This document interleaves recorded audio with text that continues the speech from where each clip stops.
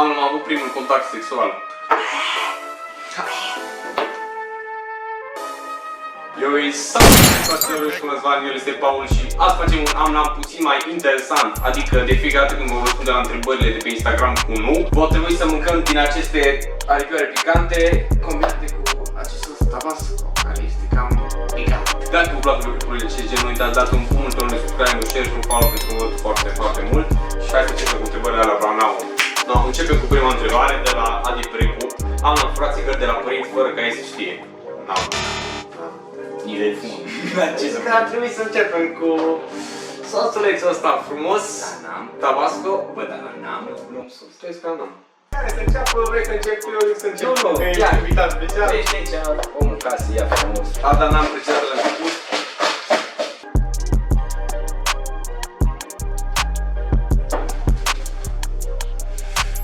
Da. Wish me luck. Cheers. Vezi că ai puțină engleză pe la colțul gurii.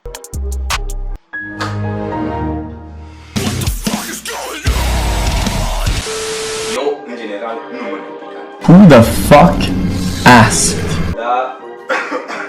Într-un follow pe Insta. Mănânc. Dacă la adună trecem la a doua întrebare, care este: am luat un 2 la o materie pentru copiat sau șoptit. Mă, nu. N-am. Ceea ce înseamnă că ne-am doream să fi luat, nu? Da, în loc să mâncăm 1, 2... Nu dați banii pe prostii. Da, iar n-am luat și acum la copii. Am crezut că voi să bani în pumn, nu? Am crezut că voi să bani în pumn, nu? Psych!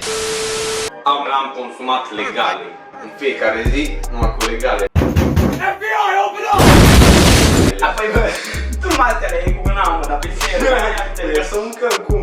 În cele de mai mult mâncăm decât să facem ceva. Dacă nu mâncăm, mor!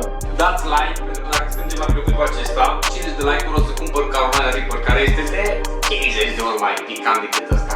Apânz nu trec pe video. Următoarea întrebare, clar. Am fost dat afară dintr-un local. Mă, da, eu am fost din autobuz că n-are întâlnire. Eu n-am fost dat. În general sunt băiat cu minte, pentru că o dată mi se. Să-și pui instalat, fii himself. Bau, ce vreau să te bau. Întrebarea 990.999. Am vrut să mă transfer la liceu. Eu încă și vreau. Dar și eu. Eu la Revin. Serios? Așa, nu mâncăm. O să fie o glumă. Următoarea întrebare. Am dansat foarte ciudat în public. De obicei, mai fac dansez. Tot tipul e ciudat când dansez. De obicei mai am reacțiile astea spontane. Zici că am sindromul Tourette, dar e bine, trece peste. Băi fraților, dacă v-a plăcut acest videoclip, nu uitați, dați un punct de subscribe, un share, un follow și un like, pentru că mă foarte, foarte mult. Eu am fost Răzvan, el a fost Paul, ne găsiți pe Instagram la Răzvan himself, Paul Ciprian Paul. Ne vedem data viitoare cu alt challenge la fel de prost ca și acesta. Pa, pa!